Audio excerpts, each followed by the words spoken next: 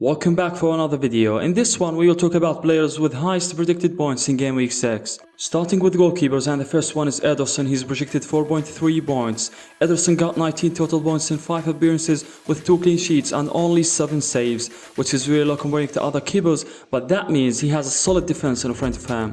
Next to José, expected to get 4 points when he plays against Fulham away. Of course, it is a good opportunity to get a clean sheet, but fixtures after Luton's game will be really hard, so he is a single fixture selection. Next we have Newcastle keeper Nick Pope. He is predicted to get almost 4 points. He is the goalkeeper with easiest fixtures in FPL. His statistics is not bad for a player who played against City, Liverpool and Brighton. So of course this is the best long-term selection in this position. Other high projected keepers are Alisson against West Ham, Onana against Burnley predicted to get 3.8 points, Crystal's keeper Johnston is projected high too when he plays against Fulham at home.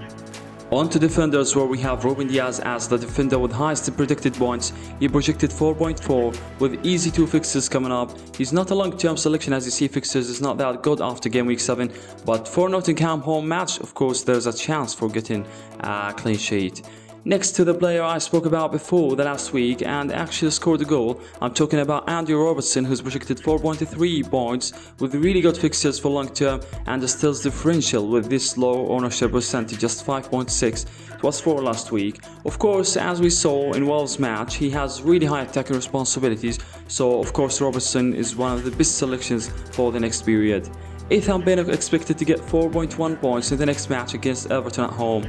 Until now, Brentford has only 1 clean sheet, but the upcoming fixtures promise more. So Pinnock, one of the best defenders in 4.5 million price and a differential selection because only 2% of players have him in their teams. The last one on our list is Kieran Trippier. So far, Trippier has not performed as well as the last season, and this is normal because they are so unlucky to start with very hard fixtures. In game week 5 against Brentford, he got his first clean sheet with 2 bonus points. We know from the last season that Trippier is a defender with more tackle rules, so for next easy fixtures, he could get assists or maybe score goals from free kicks. Other good defenders with high expected points we have to mention are Manuel Akanji and Walker if they played against Nottingham, Stobinian projected well too, and Van Dijk against West Ham projected 3.7. Moving on to midfield, and the first one with highest expected points is Mohamed Salah. After getting 2 assists in the last game, we can't trust him now. Salah has a total 33 points now, scoring 2 goals and providing 4 assists. The problem with Salah transfer is money. To manage this transfer, you need at least 2 transfers, or maybe 3, or you can just activate the wild card. If you can make the transfer, of course Salah is a great long-term selection. Next to the second top scorer in the league with 4 goals, Bryan Mbeumo. Until now he got 35 points, only Haaland and Alvarez more than him, and Mbeumo has pretty good fixtures for the next period, so it's time to have a Brentford asset. Mbeumo is the penalty taker and the player with highest attacking rules in Brentford. Another lose for Manchester United, which made the owners of Bruno and Rashford want to get rid of them as soon as possible. Bruno expected to get 6 points when he plays against Burnley away. Any result other than victory in this match means the end of Ten Hag's journey with the team. So I think that Bruno could be a good selection for the next period.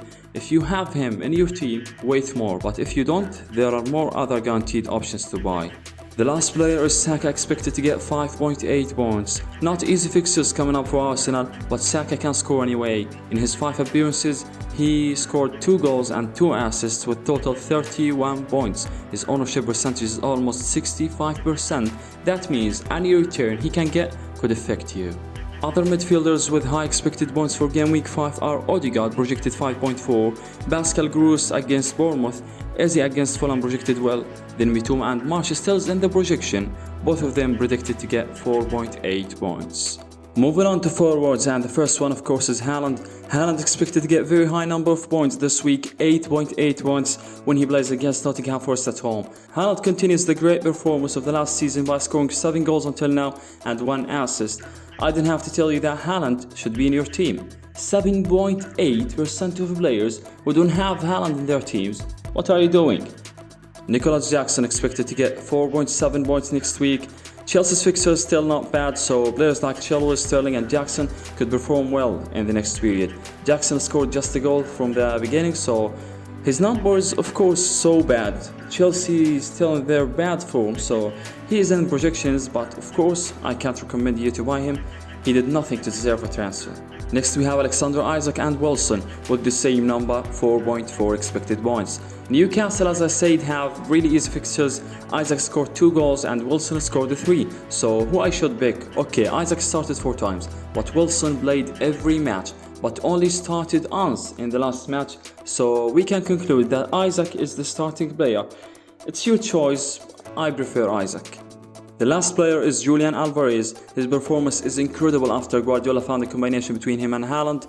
Until now, he scored 2 goals and 5 assists. He started in every single match in his 5 appearances, and he will continue for the next week against Nottingham Forest at home. Mostly Alvarez is one of my transfers this week. Other good high projected forwards are Wilson, as I said, Watkins is still in projections, West Ham against Everton at home, and Solanke in projections this week. Finally, hope you guys enjoyed the video. If you did, give this one thumbs up and subscribe if you're new around here. See you guys in the next video.